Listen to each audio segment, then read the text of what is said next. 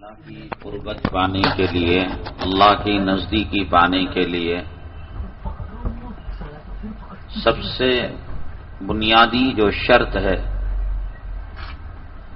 وہ یہ ہے کہ آدمی رزق حلال کو اپنائے اور رزق حرام سے اجتناب کرے اور پرہیز کرے۔ حضرات اولیاء کرام سے نسبت جو قائم کی جاتی ہے اور کہا جاتا ہے کہ ان سے بیعت کرو، اور بیعت کرنے کے بعد وہ ذکر و اذکار دیتے ہیں، اس کا مقصد ہی یہی ہوتا ہے کہ دل سے دنیا کی محبت نکل جائے، مال کی محبت نکل جائے۔ قیامت کے دن اللہ تعالی جیسے نماز کے بارے میں سوال کرے گا، روزے کے بارے میں، ایمان کے بارے میں، معاملات کے بارے میں، زکوٰۃ کے بارے میں، حج کے بارے میں، حقوق اللہ اور حقوق العباد کے بارے میں کہیں کسی نے یہ بات نہیں کہی ہے کہ بیعت کے بارے میں بھی اللہ تعالیٰ سوال کرے گا، لیکن نفس کو کچلنے کے لیے اور دل سے دنیا کی محبت کو نکالنے کے لیے، آخرت کی عظمت کو دل میں بٹھانے کے لیے صرف تقریروں سے، کتابوں سے، مطالعے سے، علم سے کام نہیں چلتا۔ ابو جہل نبی کریم صلی اللہ علیہ وسلم کی سیرت کو آنکھوں سے اس نے دیکھا تھا، اور جب اس نے تقاضا کیا تو آپ جانتے ہیں کہ ایک وقت اس نے کہا تھا کہ یہ کنکریاں اگر کلمہ پڑھ لیں میں ایمان لے کر آؤں گا، تو اس کو کہا گیا کہ کنکریوں کو تو خود اٹھائے، اور وہ کنکریاں ہاتھ میں کلمہ پڑھنے لگیں۔ ہم لوگوں نے سیرت کو جو پہچانا ہے آقا کی، علماء کرام کے بیانات سے، کتابوں سے، مطالعے سے، پڑھ کر، سن کر، ابو جہل نے جو نبی کریم صلی اللہ علیہ وسلم کی سیرت کو پہچانا، وہ آنکھوں سے دیکھ کر، علم تھا اسے۔ علم تو شیطان کے پاس بھی ہے، اور شیطان قرآن کا علم رکھتا ہے، حدیث کا علم رکھتا ہے، پیغمبروں کے بارے میں جانکاری رکھتا ہے۔ علم رکھنے سے کوئی ضروری نہیں کہ صاحب علم نجات پا جائے۔ اس علم کو عمل سے جوڑنا اور عمل کو اخلاص سے جوڑنا، یہ کام بیعت کرتی ہے، یہ کام نسبتیں کرتی ہیں۔ ہم جانتے ہیں کہ دنیا بری چیز ہے، ہر ہفتے کو ہر جمعہ کو ہم بیان سنتے ہیں، کتابوں میں پڑھتے ہیں، لیکن دنیا میں کیوں لگے ہوئے ہیں کہ یہ بات دل کے اندر نہیں بیٹھی۔ دنیا کی مذمت آنکھوں سے دکھائی نہیں دیتی، دنیا کی برائی اور دنیا کی حقارت، اور دنیا ایک مچھر کے پر سے گری ہوئی ہے، یہ علم ہے جو دل اور دماغ میں ہے، لیکن آنکھوں سے یہ حقیقت دکھائی نہیں دیتی، اور یہ چیز ملتی ہے حضرات اولیاء کرام کی صحبتوں سے، حضرات اولیاء کرام سے نسبتیں قائم کرنے سے یہ چیز ملتی ہے۔ اسی لیے حضرت سیدنا شیخ عبد القادر جیلانی رحمۃ اللہ علیہ کو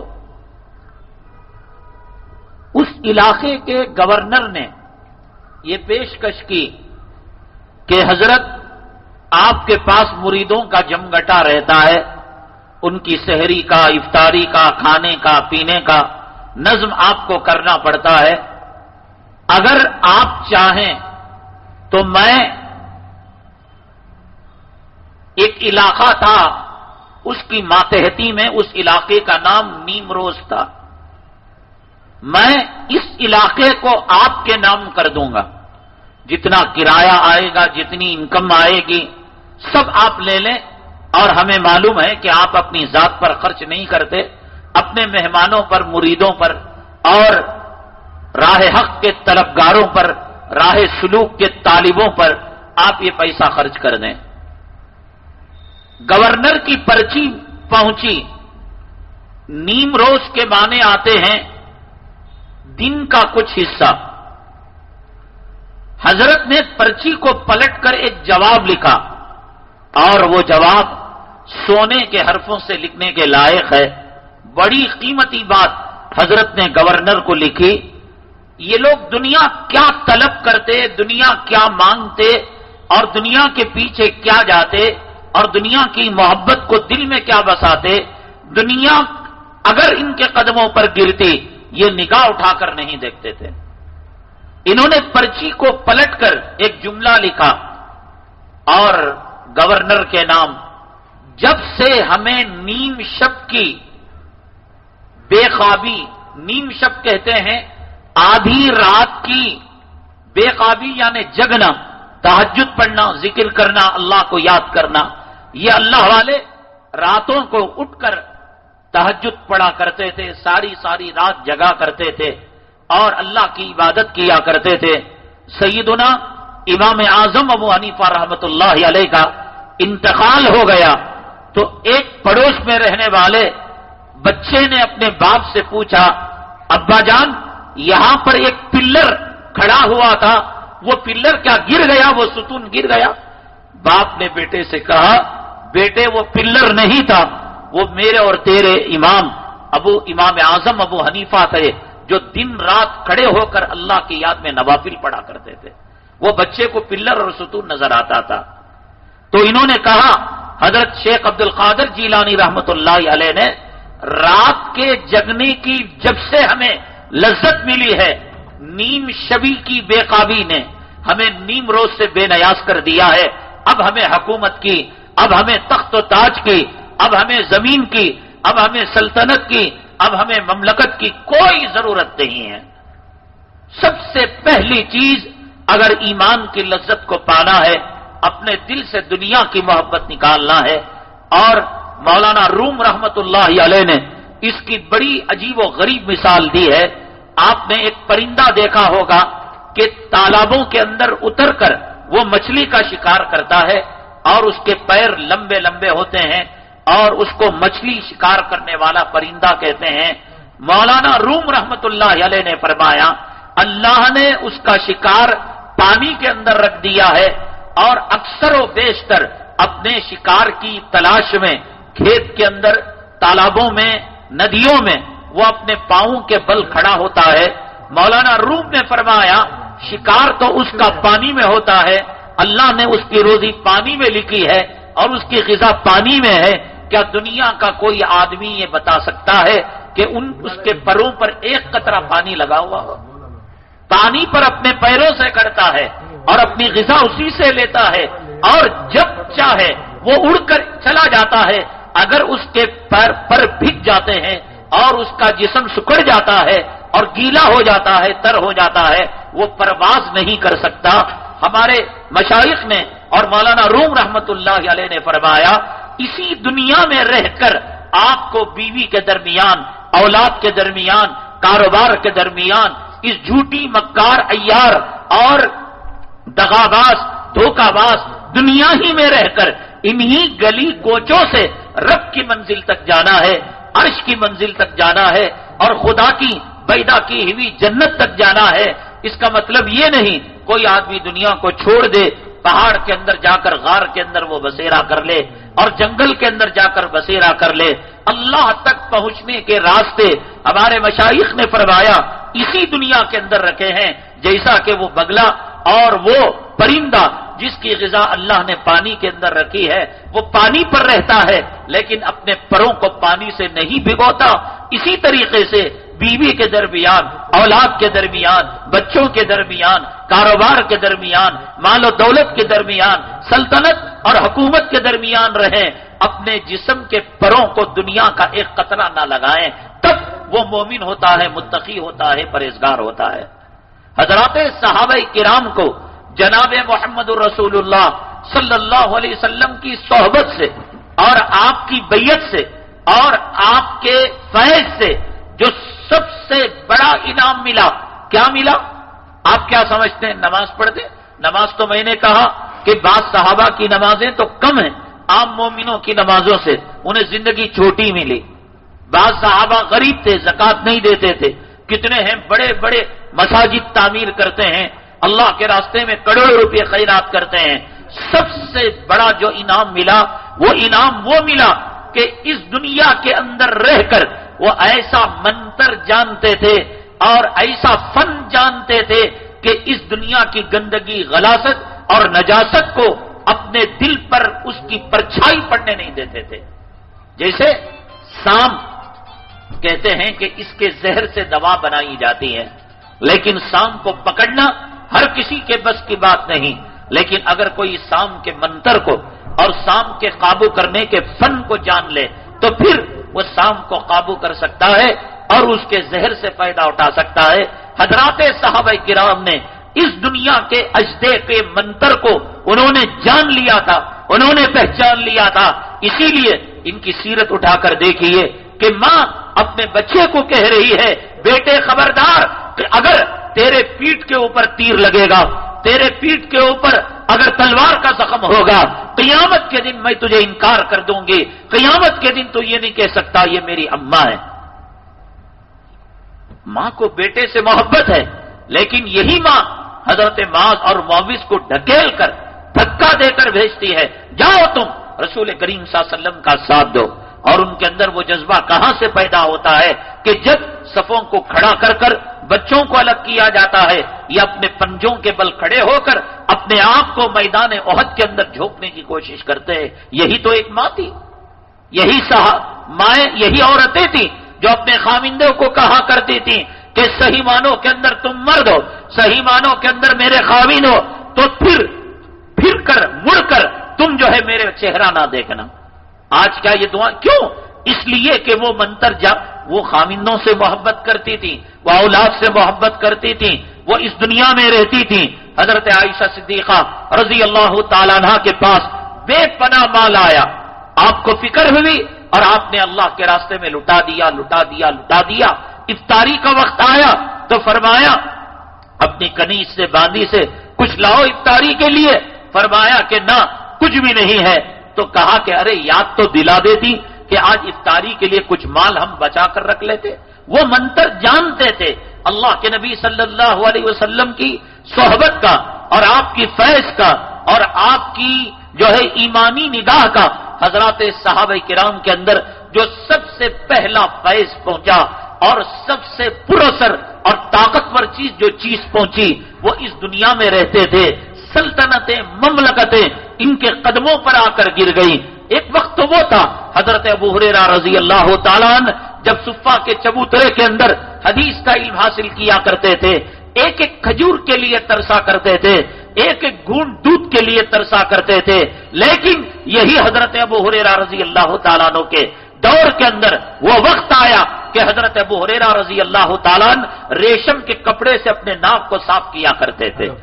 ایسی بات نہیں کہ یہ سارے صحابہ فقر و فاقہ میں انہوں نے زندگیاں گزاری۔ قیصر و کسریٰ کی مملکتیں، سلطنتیں ان کے قدموں پر گر گئی۔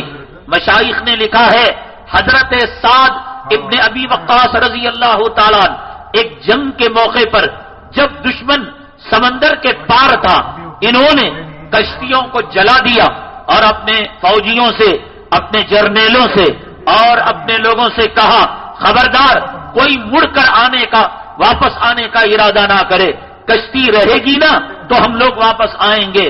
کشتیوں کو جلا دیا اور پھر دجلہ پر حضرت سعد رضی اللہ تعالیٰ عنہ نے اپنا گھوڑا ڈالا اور فرمایا اے دجلہ تو بھی اللہ کی غلام ہے، میں بھی اللہ کا غلام، یہ گھوڑا بھی اللہ کا غلام، ہم اپنی بیویوں کی رضامندی کے لیے، اولاد کی خوشنودی کے لیے، اس دنیا کے لیے ہم جنگ نہیں کر رہے ہیں، اعلاء کلمت اللہ کے لیے۔ تاریخ جانتی ہے سمندر نے راستہ بنا دیا حضرت سعد بن ابی وقاص رضی اللہ تعالیٰ عنہ کے لیے کہ وہ اس پر گھوڑا دوڑاتے ہوئے گئے. ایک پتھر ڈالے تو سمندر میں ڈوب جاتا ہے، گھوڑے کو اور لشکر کو لے کر نکل گئے. ہمارے مشائخ فرماتے ہیں حضرت سعد بن ابی وقاص رضی اللہ تعالیٰ عنہ کا گھوڑا سمندر پر گیا اور اس کا جو سم اور اس کے جو پیر پر سمندر کا پانی نہیں لگا، یہ بڑی کرامت نہیں حضرت سعد بن ابی وقاص رضی اللہ تعالیٰ عنہ کی. ان صحابہ کرام کی بڑی کرامت یہ ہے کہ قیصر و کسریٰ کی کنگنیں اور دنیا کی نعمتیں اللہ نے ان کے قدموں کے اندر ڈال دیا، لیکن دنیا کے اس مال و نعمت کا خطرہ ان کے پیروں کو چھو نہیں سکا. یہ سب سے بڑی ان کی کرامت تھی. یہ سب سے بڑا اللہ تبارک تعالیٰ کے حبیب پاک جناب محمد الرسول اللہ صلی اللہ علیہ وسلم کا یہ فیضان کرم تھا.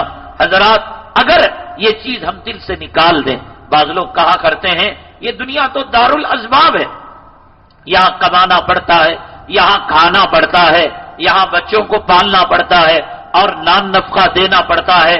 ایسے وہ زمانہ گیا بزرگوں کی باتیں سن کر، صحابہ کی باتیں سن کر کیا ہم لوگ پیٹ پر پتھر باندھا کریں گے؟ اللہ پر توکل، اللہ پر یقین، اللہ پر بھروسہ جس درجے ہوگا اور جس یقین کے ساتھ ہوگا، میرے رب کی عزت و جلالت کی قسم، اللہ تبارک تعالیٰ کی طرف سے غیب سے رزق کے فیصلے اللہ ایسے ہی فرمائیں گے. حضرت سفیان ثوری رحمت اللہ علیہ بڑے مشائخ میں سے، بڑے اولیاء کرام میں سے اور بڑے اللہ والوں میں سے ہیں. اتنے بڑے اللہ والے، ثور کے معنی آتے ہیں بیل کے. ایک مرتبہ حضرت سفیان ثوری رحمت اللہ علیہ مسجد کے اندر داخل ہوئے، اور مسجد میں داخل ہونے کا طریقہ کیا ہے؟ آدمی پہلے درود پڑھے، بسم اللہ والصلاۃ والسلام علی رسول اللہ، یا اللہم صلی علی سیدنا مولانا محمد وبارک وسلم، اللہم افتح لی ابواب رحمتک. پھر اعتکاف کی نیت کرے. آپ حضرات عشاء کے اندر جو آتے ہیں یا فجر میں جو جائیں، ظہر میں، عصر میں، تو نفلی اعتکاف کی نیت کریں. جب تک آپ مسجد کے اندر رہیں گے آپ کو اعتکاف کی نیت کی وجہ سے اللہ تبارک تعالیٰ اعتکاف کا ثواب آپ کو مرحمت فرمائے گا. بسم اللہ دخلت ونویت سنت الاعتکاف، یہ دعا پڑھ کر مسجد میں داخل ہونا. حضرت سفیان ثوری رحمت اللہ علیہ کسی ٹینشن میں تھے اور کوئی دل و دماغ پر کوئی خیال غالب تھا. سیدھا پیر رکھنے کے بجائے بایاں پیر، لیفٹ پیر، داواں پیر آپ نے مسجد کے اندر رکھ دیا. اللہ تعالیٰ نے ہاتف غیبی یعنی غیبی فرشتے کے ذریعے سے آواز دی، اے سفیان کب سے تو بیل ہو گیا؟ ثور کے معنی بیل کے. ہم نے تو تجھے انسان بنایا تھا، ہم نے تجھے نبی کا غلام بنایا تھا، آقا کا امتی بنایا تھا، تو کب سے ثور ہو گیا؟ تب سے حضرت سفیان کے نام کے ساتھ ثوری کا لفظ جو ہے استعمال ہونے لگا. بڑے اللہ والے تھے اور علم حدیث کے اندر آپ کا بہت اونچا مقام تھا. آپ کی تاریخ کے اندر، ہسٹری کے اندر لکھا ہے کہ جب آپ علم حدیث کو طلب کرنے کے لیے گئے تو اس زمانے کے اندر تو ایسا نہیں تھا کہ مدرسے ہاسٹل کے ہوا کرتے تھے، کھانا ملا کرتا تھا، کمبل ملا کرتا تھا، گرمی سردی کے لباس ملا کرتے تھے. آدمی کو دور دراز جا کر اپنے مشائخ کی محفلوں کے اندر بیٹھ کر قربانیاں دے کر علم حدیث کو حاصل کرنا پڑتا تھا. حضرت سفیان ثوری رحمت اللہ علیہ ایک علاقے کے اندر گئے، وہاں کھانے پینے کا کوئی نظم نہیں تھا، یعنی علاقے کے لوگ بڑے غریب تھے، مدرسے کو اور طلباء کو کچھ دینے سے وہ عاجز تھے. اب ایک دن، 2 دن، 3 دن، اب فاقے پر فاقے لگ رہے ہیں. ایک مسجد کے اندر یہ قیام کیا کرتے تھے اور صبح میں چلے جاتے اپنے شیخ کے پاس علم حاصل کرنے اور شام کو لوٹ جاتے. یہ 3 ان کے ساتھی تھے، یہ 2 اور ایک، یہ حضرت سفیان ملا کر 3، یہ 3 ساتھی مسجد میں رہا کرتے تھے.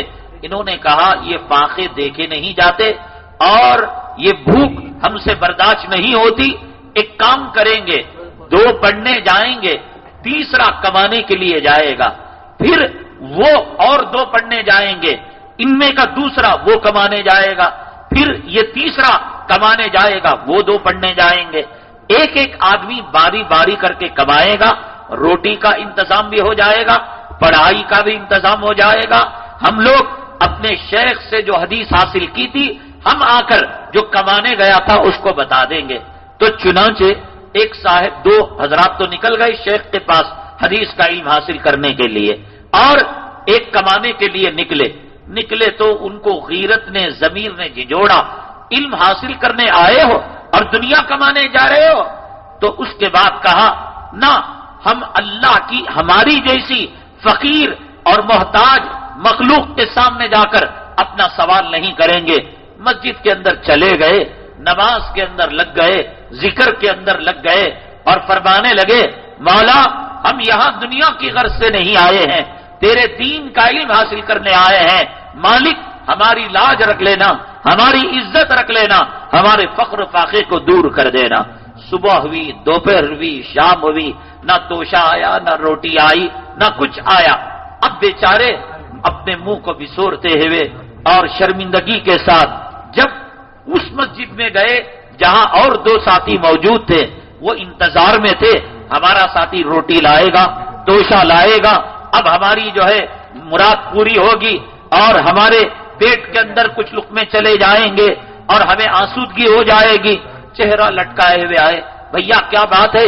کہنے لگے میں نے ایسے مالک کی مزدوری کی ہے کہ وہ مالک مزدوری دیے بغیر خطا نہیں کرتا اور وہ دغا نہیں دیتا، اس کے بارے میں یہ طے ہے کہ اس کی جس نے بھی مزدوری کی ہے اس کی پائی چکا دی ہے، لیکن خدا جانے میرے پاس کیا گناہ تھا اور میرا چہرہ کیسا تھا اور میرا عذر کیا تھا کہ مالک نے آج مجھے خالی ہاتھ لوٹا دیا، لیکن میں قسم کھاتا ہوں کہ ایک نہ ایک دن وہ میرا مالک مجھے ضرور اجرت دے گا، مزدوری دے گا۔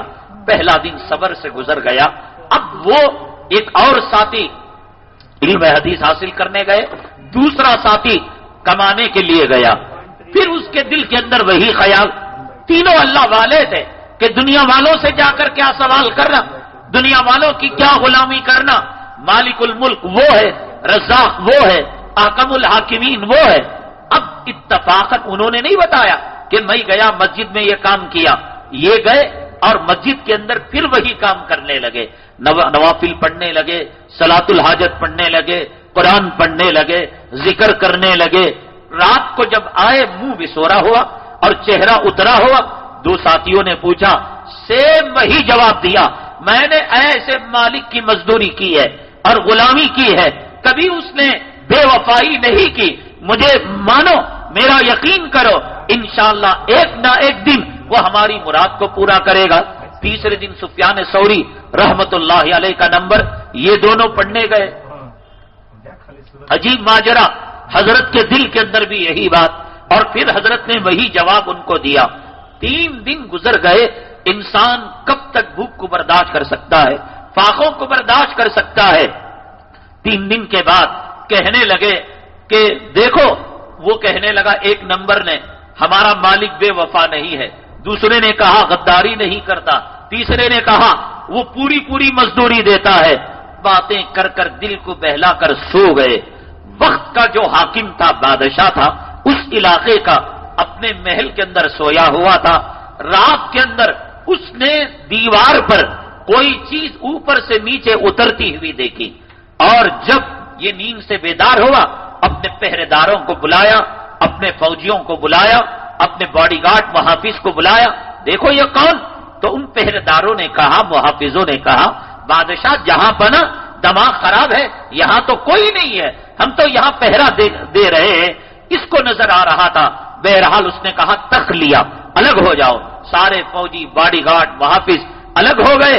تو پھر وہ کوئی چیز نیچے اتری اور اتر کر کہا، بادشاہ اگر تو کل کا سورج غروب ہونا دیکھنا چاہتا ہے، سفیان ثوری تیرے علاقے کے اندر ہے، بھوکا مر رہا ہے، پیاسا مر رہا ہے، حدیث کا طالب علم ہے، تیری جو ہے خیریت اسی میں ہے، اگر تو کل کا سورج دیکھنا چاہتا ہے اس تک تو روزی پہنچا دے اور روٹی پہنچا دے، توشہ پہنچا دے۔